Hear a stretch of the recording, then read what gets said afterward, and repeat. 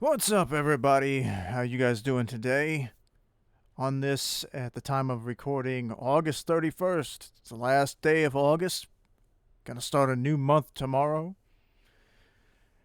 Uh,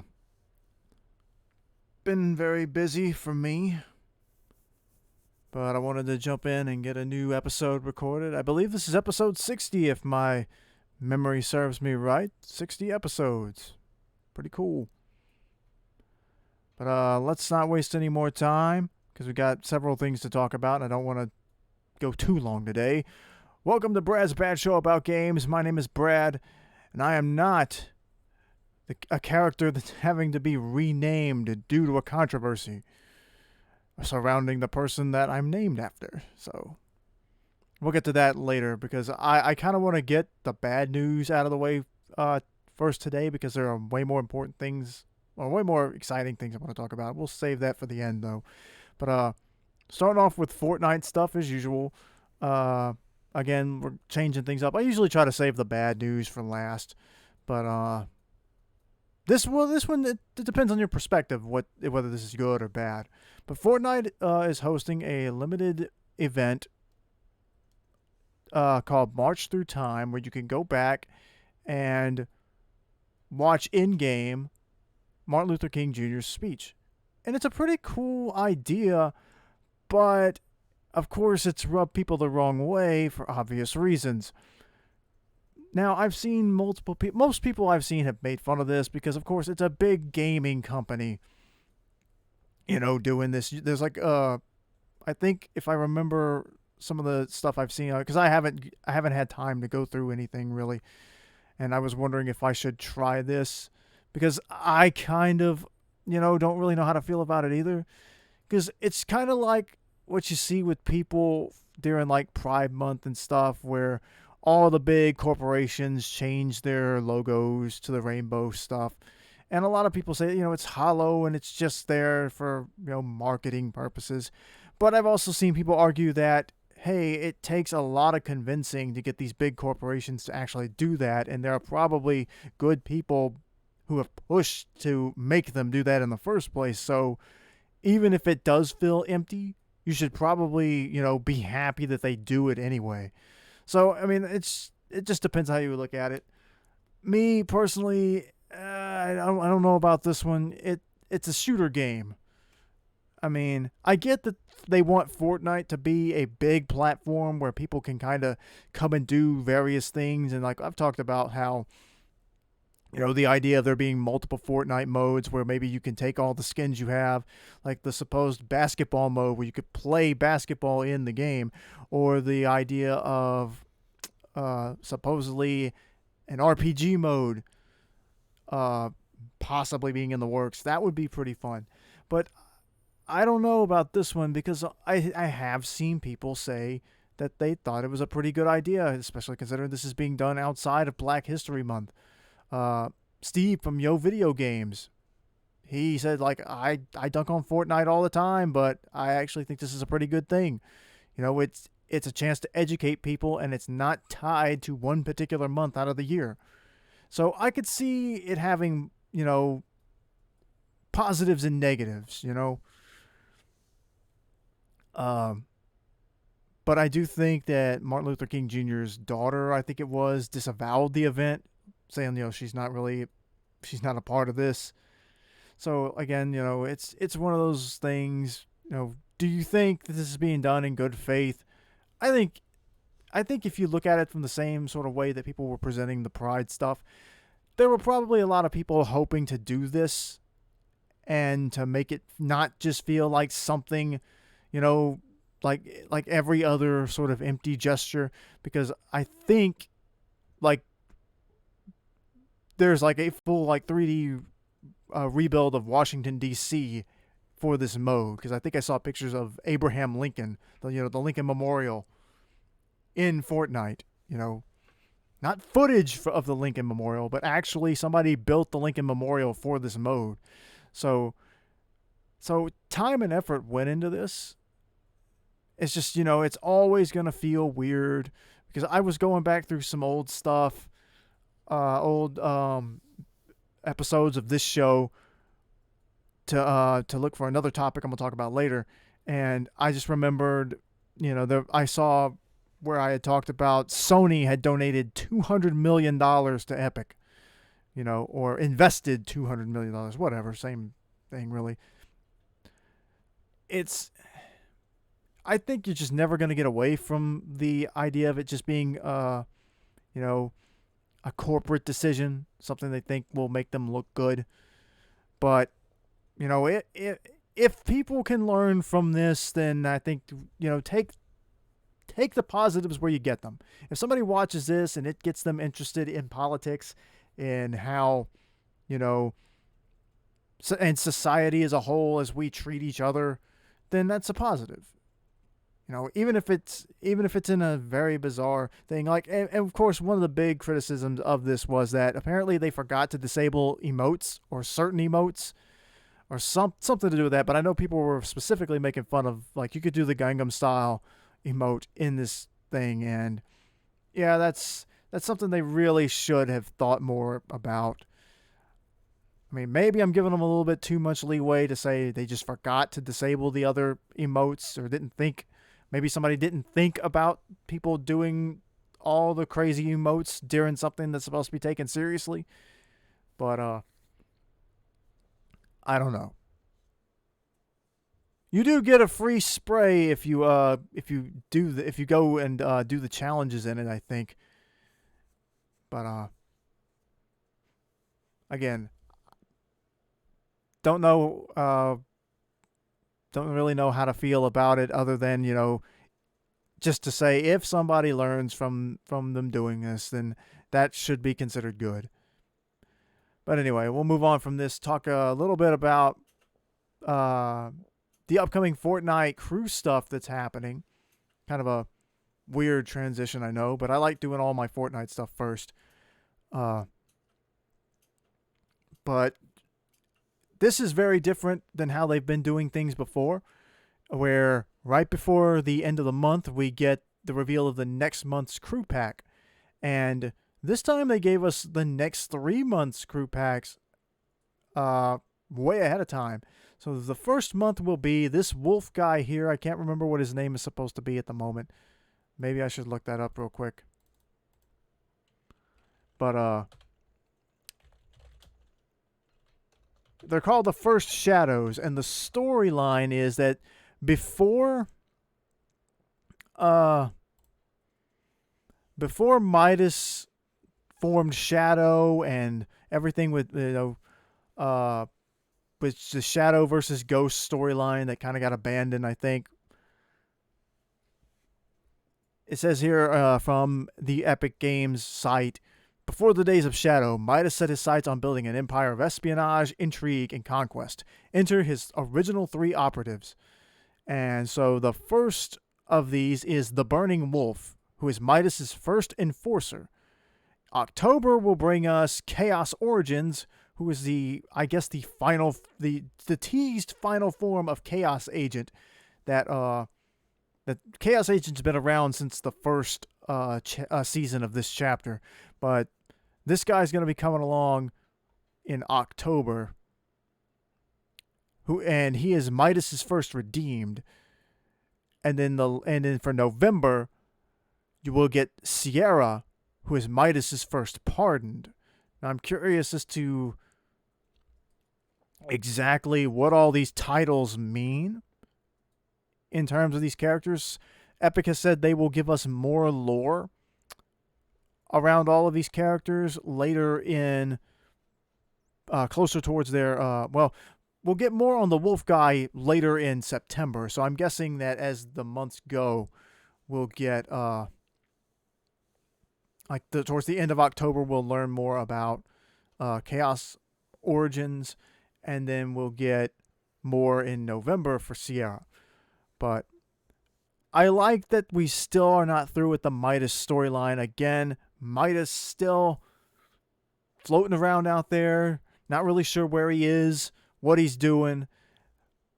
Maybe, just maybe, Midas is the secret head of the Imaginary Order, or the Imagined Order, whatever you want to call them. That is, because they clearly don't want us to forget about Midas. He's been involved in the story ever since he was introduced. Let's run back through this one more time. He came in Chapter 2, Season 2, which is the season I started playing. Season 3 opens up with the image of what appears to be Midas being eaten by a shark, but that's been called into question by the Bunker Jonesy guy that's been around on the island for a while. Season 4, Shadow Midas for Fortnite mares. You know, we never did get that skin. Maybe they'll correct that this year. Because we're not that far away from about another month and a half, and Fortnite mares will return, and they're apparently already hyping that up.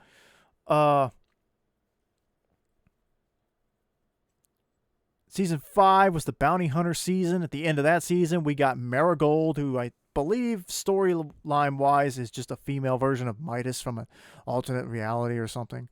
Season 6, I think that was the season they started saying something about like the gold that we found in the world now. The gold currency that's been around since season 5 is related to Midas in some way.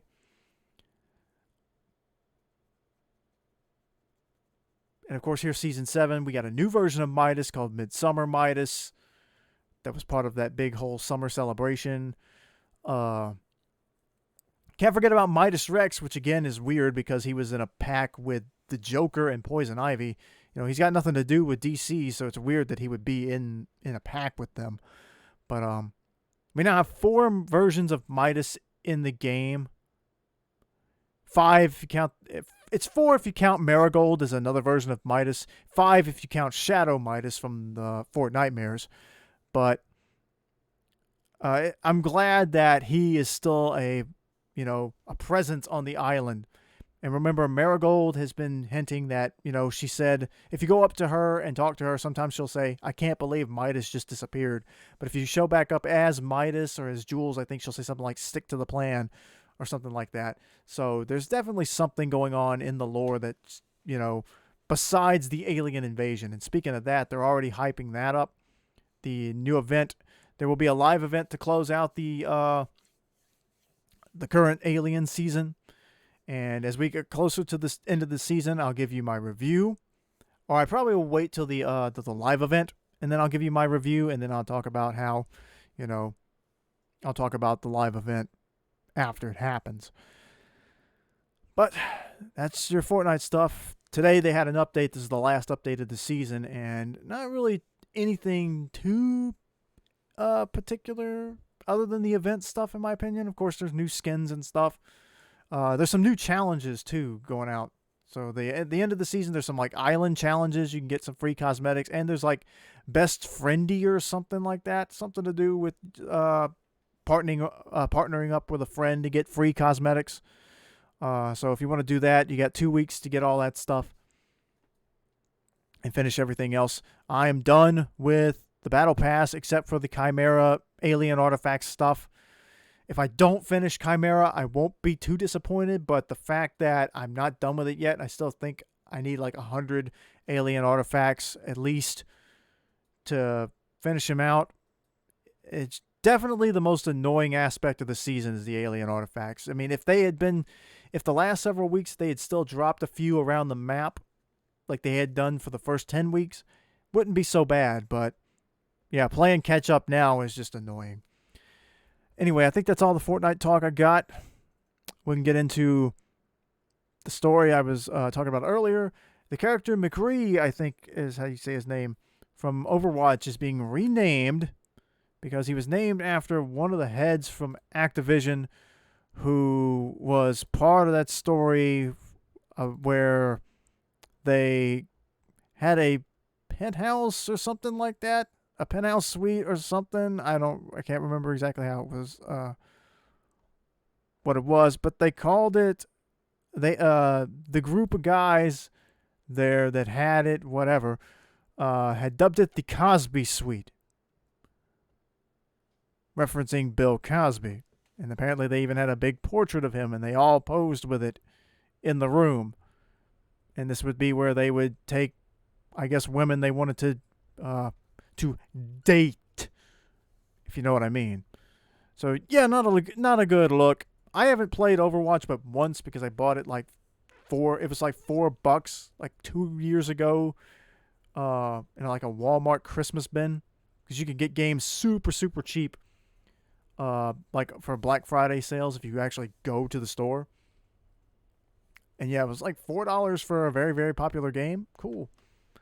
And it came with like some like exclusive DLC or something. I don't know. It was for the Switch. But I played it once, recorded some footage, didn't really like it that much because the game was kind of chaotic and I wasn't sure I even knew what I was doing. But probably won't be playing it now for a while. But yeah, probably not a good sign. You got to rename your character because of controversy. And by the way, the whole Activision thing keeps getting worse. Uh, Apparently, they got caught destroying evidence, like shredding documents. They just got caught red-handed doing it. So like what is gonna happen every time you hear an update on this company and what's going on? It just gets worse. And like I feel bad for, like, of course, the people who had to deal with it all. It's just, where does it end? How does this end? I think I asked this before. Like, what are they gonna do? Can they shut the company down? Or are they just gonna get rid of everybody? I know that they've already replaced several people, or some of them have stepped down. But I don't know, man. It's just probably gonna be one of those situations where it just continues to get worse before it gets better. But hopefully it will get better soon. You know, don't really have anything else to add to that. Just, I know there's still a lot of Overwatch fans out there. People love Overwatch. But it's just a really, really bad situation. Another bad situation is over on Twitch, where hate raids had been going on, apparently. think I think they're being conducted by bots. I'll confirm that real quick. But anyway, it's mostly it seems mostly targeted at like LGBT people and or different minority groups, where it seems like they've reported that uh it seems like they've reported that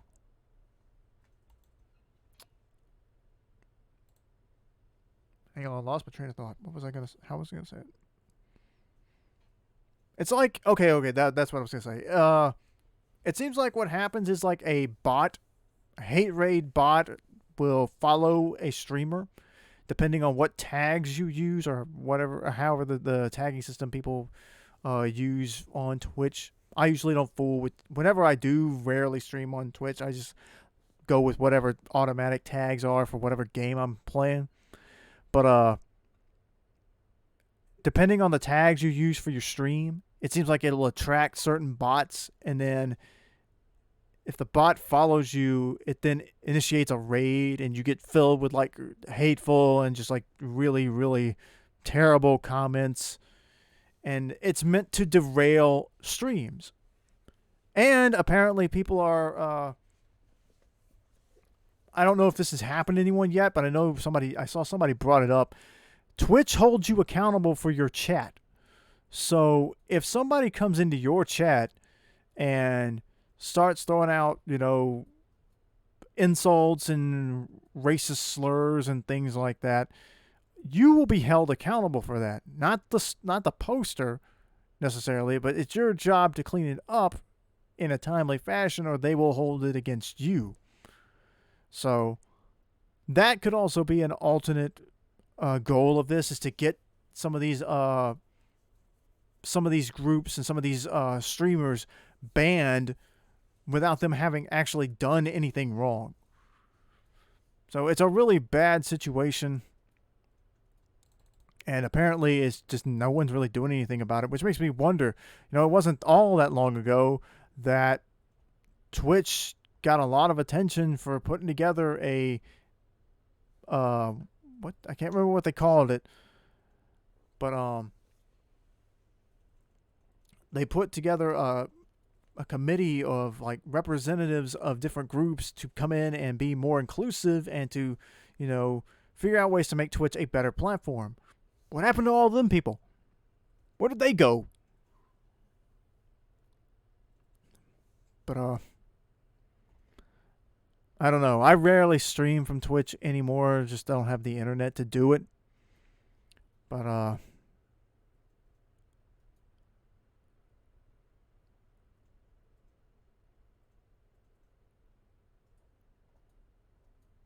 well, I was reading this.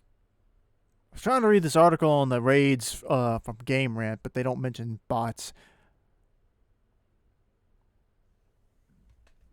It may not be just bots, but I did know I saw some folks talking about it on Twitter where they were talking about a particular bot would follow them or some kind of account would follow them, and then the raid would start, and so people were warning like, hey, if you see this account, make sure you block them.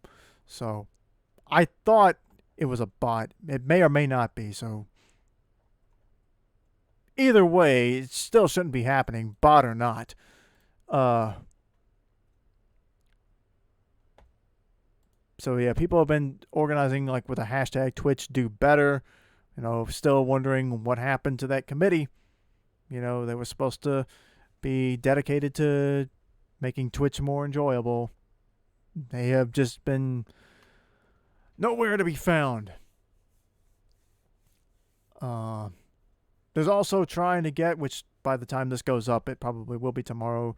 They're trying to get nobody to stream tomorrow on Twitch, which will be hard for some people. Like, it's like some people who may depend on that for their income probably aren't going to observe that. Some of them who can afford to may, but that puts people in a strange situation where maybe somebody wants to not stream, but at the same time it would hurt them if they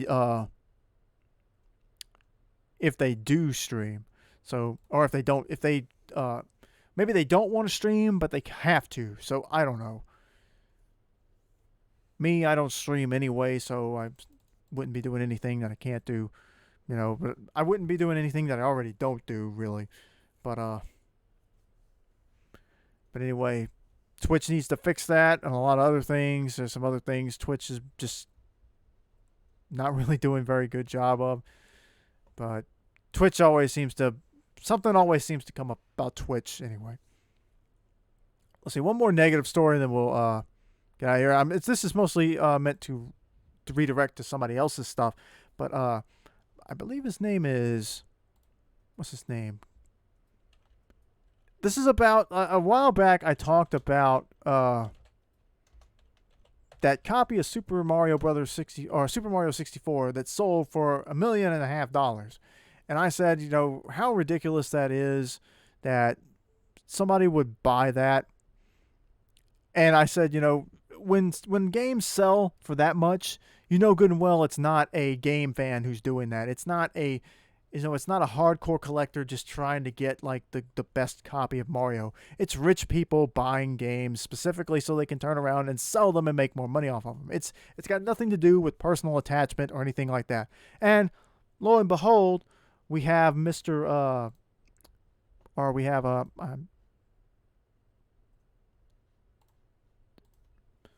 on here.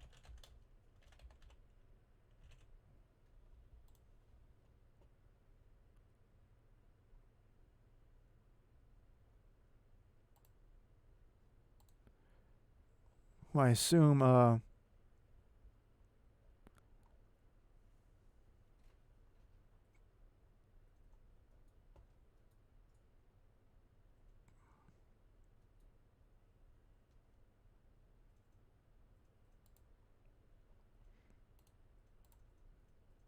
on, I'm reading again.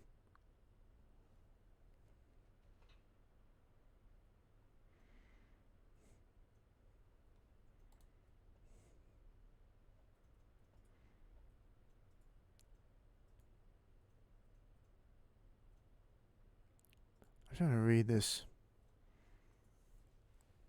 Anyway,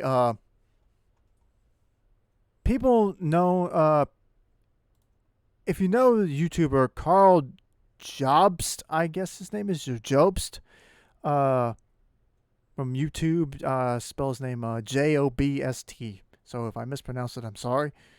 Don't think I've ever heard this person's name spoken, but usually this individual talks about, or uh, this channel is almost entirely around like world records in a way, involving old video games and stuff. Well, not entirely, but that's what I know the channel from. Like the Carl went over the Billy Mitchell Donkey Kong world record controversy. Even talked a little bit about how Mitchell tried to sue, I think it was Regular Show from Cartoon Network for parodying, making a parody of him. But this new video from Carl is about the Mario copy, Mario 64 copy that's sold, apparently, and it's a very interesting video about the company that rates these games and places a value on them, and how they end up on like auctions, and like it's about the big gaming bubble that's happening right now, and that the price of retro video games has skyrocketed in just the last few years, like not even 5 years yet. The price of games has skyrocketed, and you find out that some of the same people who are heavily involved in these humongous sales of games were also part of like I think it was the coin bubble from a few decades ago.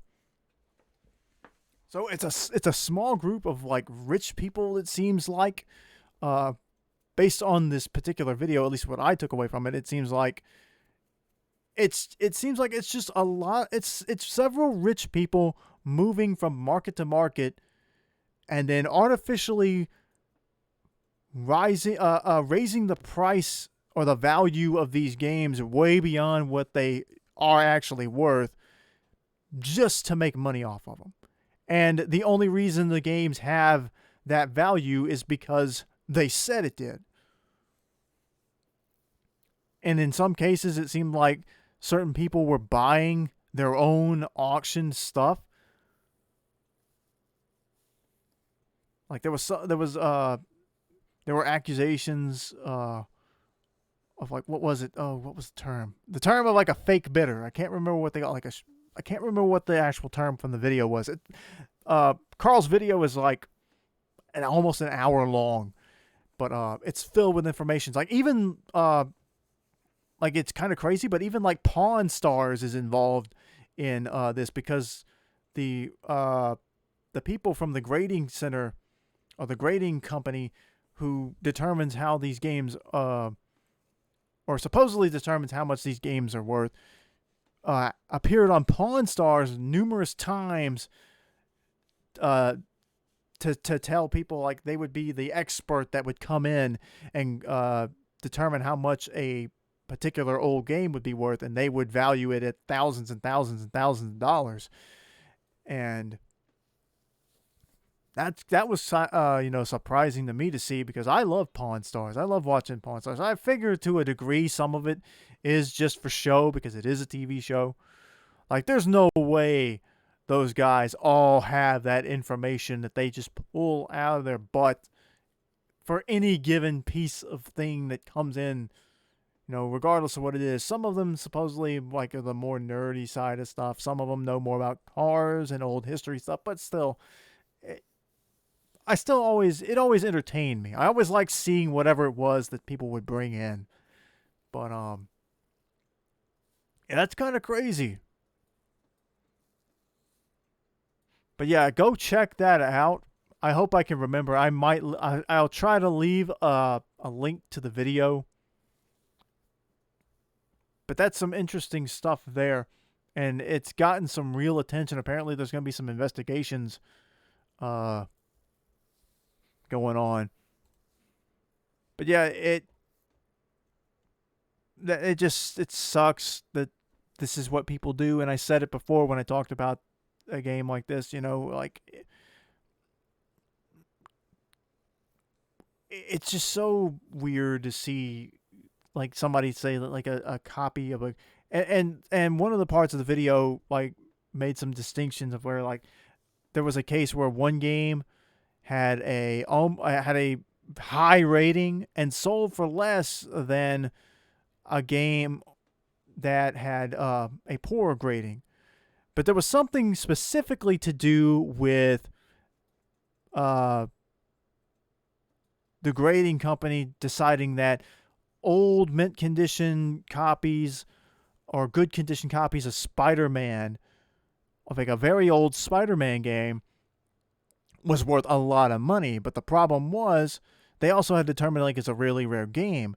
Apparently, it's a very, very common game, and so people were trying very hard to make money off of that. And turns out that the place that hosts, I guess I don't know if it's auctions or just sales, they were overrun with copies of, or pretty good copies of the Spider-Man game, and it just the value of the game crashed. It just took a nosedive because suddenly there were tons of copies of this game that you could get, and it wasn't as rare as they said it was. So it's an interesting thing, regardless of what the end result of all of this will be. But anyway, go check out that video. Also check out Carl's speedrunning stuff. I really liked the ones where you get to look at some of the speedrunners, and Carl can tell you which runs are fake and which ones are not. And sometimes it comes down to just like a technique used in the speedrun will be way too difficult for somebody to pull off, even if it's technically possible. But then there are some times where the speedrun will just have something in it that is physically impossible to do unless you're emulating it in some way, or maybe not even emulating it, but like a computer running it, like pushing, I think it was like a Super Mario Brothers run where there's a cheat to get Mario to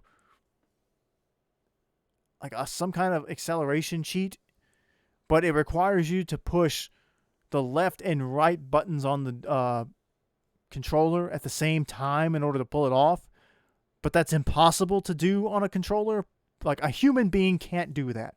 You can't push that on a controller because of the way that the D-pad works. You can't push left and right at the same time. So only a computer programmed to do that without an actual physical controller could pull that off. So those are some interesting things, even though speedrunning really isn't something that, I'm too terribly interested in. Although I did recently see a video of somebody beating the Legend of Zelda Ocarina of Time. Somebody actually managed to beat Ganon in the 5-minute demo that's in Super Smash Bros. Brawl. I didn't think anybody could do something like that. Like, because you only have 5 minutes to play the demo before it resets. But somebody managed to find a way to defeat Ganon within that 5 minutes. Crazy what people can do in some of these games based on the way that they're built. But anyway, that's all the negative news. Let's get into more exciting stuff. No Straight Roads is getting an Encore edition. I'm not sure exactly what the differences will be, although I think they're going to try to include some fan art into this release. So that'll be interesting. I think maybe some kind of bonus mode too. I'll have to look out for this. I probably won't get it. I wish this was a sequel, though. I really, really wish there was a sequel. But if you haven't played No Straight Roads yet, do play it. I said before, the gameplay is a little wonky. It's not a perfect game, but I really did like the story. I like the visuals. I like the music is really, really good in this game. And it's a game about music, so it had to be. Uh, but yeah, do go check out No Straight Roads. You know, I want to see more of what this Encore edition is, but I do know that there's some sort of thing they're wanting to put fan art in the game somehow. So I'm gonna go look this up and see exactly what they're gonna be adding. Something that I talked about at the end of the last episode that I recorded of this show, that I just so happened to see on Twitter, is that Arcade One Up is introducing junior cabinets for little kids. They are even smaller than the standard cabinets, and they come with a little stool. So this is that you can sit on. So these are meant for, of course, younger kids. As you can tell from here, these are the first two junior cabinets. The first one being a cabinet. These have bigger buttons and bigger joysticks, and they're obviously more colorful. They don't look like traditionally the old arcade cabinets are. They're not as bright as these, but the first cabinet has Pac-Man, Galaga, and Dig Dug on it, but the second one has 3 Paw Patrol games on it. Of course, Paw Patrol hasn't been around long enough to be, to have a classic arcade game. So these are probably games taken from, I would guess, who owns Paw Patrol? Is that Disney? I think so. No. Disney's not Paw Patrol. That's Nickelodeon, isn't it? Or maybe it is. I think Nickelodeon runs Paw Patrol. I could be wrong. There's a big Paw Patrol film.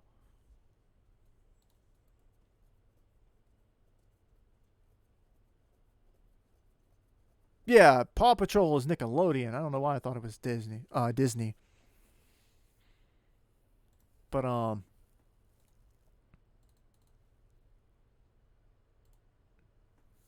yeah, these are kind of cute. Like, I don't know how much more they're gonna do. Like, but the idea that they're taking games that were not original arcade games and then making cabinets for them, that's kind of cool. Like, obviously, I'm not gonna get these cabinets, But if you had kids and you wanted to give them an arcade experience and it be something that's familiar to them, this would be a good this could be a good birthday or Christmas present or something like that. And if you did want to share old arcade stuff, you could get the Pac-Man one. The one with like the actual arcade games on it. Like, you're probably not going to see one of these from Mortal Kombat or Killer Instinct, but that's okay. But yeah, these are fun. I'm still waiting on them to do Marvel vs. Capcom 2. Like, the whole free MVC2 thing is going on right now. Still no word from Arcade 1-Up on if they're going to do a Marvel vs. Capcom 2 cabinet. Again, they've already did cabinets for Street Fighter vs. X-Men and the first Marvel vs. Capcom game. I guess it's just, I guess that is a matter of time. But I do hope that the free MVC2 campaign is successful and gets the people who can make this thing happen talking. Again, I talked recently about whether or not they should just do an HD, widescreen release of the game. Excuse me. Or if they should do like a remake. Possibly do both, where you can pick, do you want to play the old original version of the game, or do you want to play the new one with new 2.5D graphics? That would be really cool. But I guess it just depends on how much they would be allowed to play with it. But anyway, hopefully we'll see something there. But anyway, these Arcade 1-Up Junior cabinets are cute. Wasn't expecting something like this from them. Wonder if they'll do more, and how much are they willing to do something like this. Still haven't seen anything from Nintendo from them either.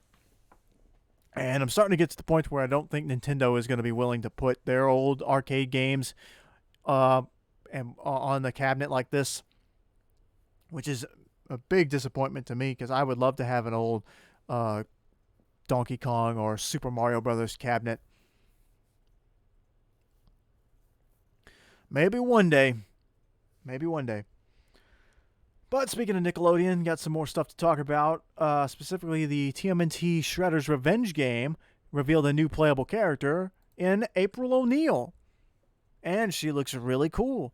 I wasn't expecting this, but, you know, I like the art style they went with for her design.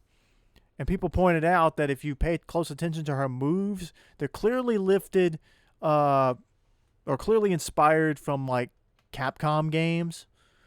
Because I think she has, like, some Cammy moves or Armika moves, maybe some Chun-Li-esque moves in there. And that's pretty cool. Some people were saying that they copied it, but that's not how that works. They didn't steal the moves. Like they're like they didn't steal the animation. No, they borrowed the move sets and put them in there. Like there's nothing wrong with that. Like, you'd be surprised how often, like, animators borrow stuff. How many different cartoons have done the Akira slide? Like, it's specifically copying that. I've seen Steven Universe did a whole, Steven Universe had an entire fight scene segment that was lifted directly from Revolutionary Girl, Utena. If I pronounce that right, or Utena, probably Utena. Like I've seen the side by sides. It's the exact same scene. I've seen the scene from the Boondocks that took a fight scene directly from Naruto. I mean, they do this all the time. As long as you're not like outright stealing something, you know.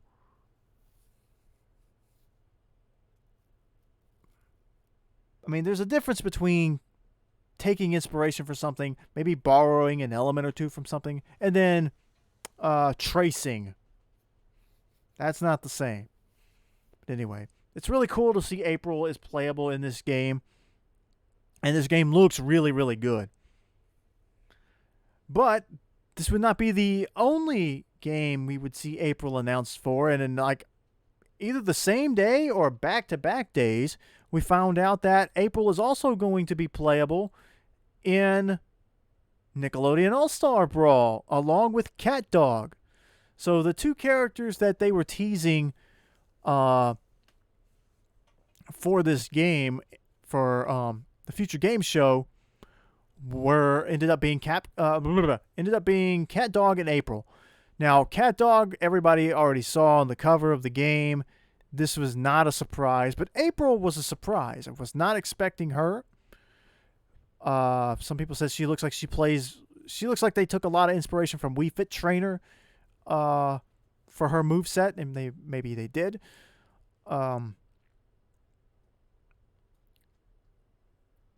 But I think I saw somebody say that they're not feeling too good about Mikey and Raphael being in the games. Not Mikey, Donatello and Raphael being in the games because they revealed April already. So, yeah, that's probably going to be true. You're probably not going to see, at least in this base roster, probably not going to see the other two turtles unless they add them for DLC in some way. I'm still hoping that this 22 character roster is not the only. They got to do DLC. If you can, at least make it to 30 fighters, because if 22 is all you can do for a game like this after the reaction it's got, come on now. But anyway, glad to see Catdog. One of Dog's moves is where he gets extremely buff, which is taken directly from an episode. Right, I can't remember what he did. He was like drinking like some kind of soda, not soda, but like health shakes or something, I think, and it made him like huge, and Cat was just still his usual like small self. So that was really funny to see this gigantic, jacked up dog and itty bitty cat. But yeah, this was cool. This was cool to see. Um, Hopefully we'll get some more. Like I think I said it was gonna be Ren and Stimpy because they had seized like the Patrick and SpongeBob thing. But anyway, we've got 6 characters left to find out who's gonna be in the core roster there.